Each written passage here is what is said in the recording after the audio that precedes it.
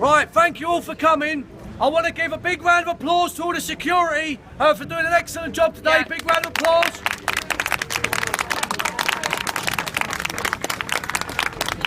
It's customary at the end of one of our demonstrations to give the police a round of applause, but you know what? We're going to skip that today. What has happened today is a complete outrage. It's disgusting.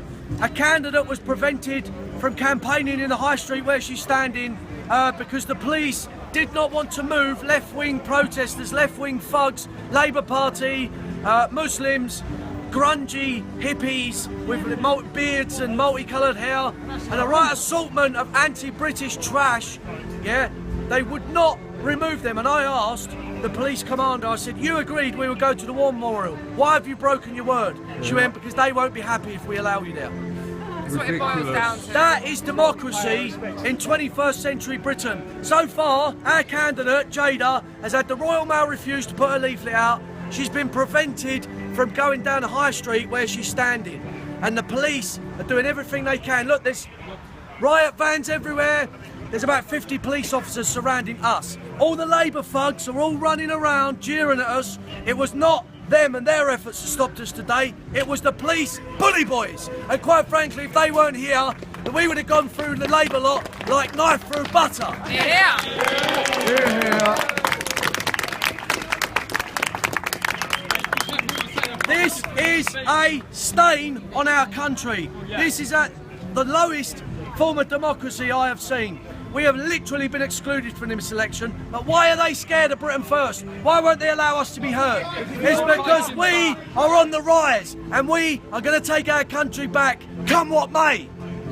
Now, I want to hand you over now to Jayda, our candidate in the Rochester election, who has been prohibited from even getting her message out. Over to Jayda. Big round of applause.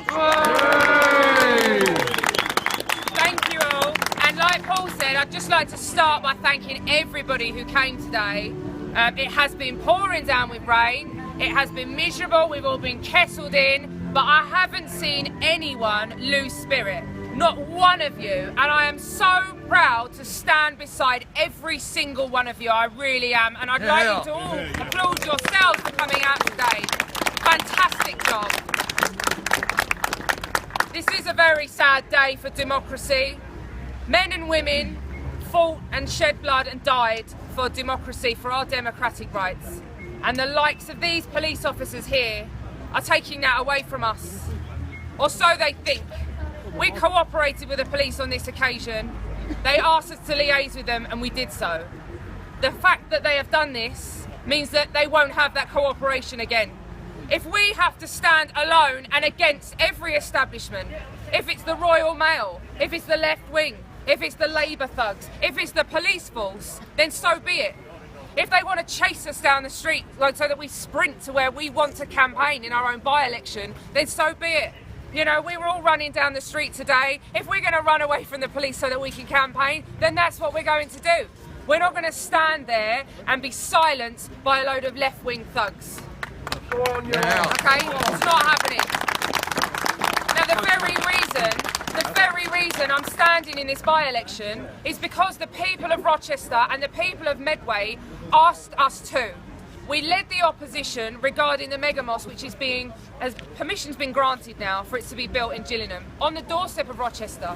No one in Medway wants this. We've seen what happens with these mosques.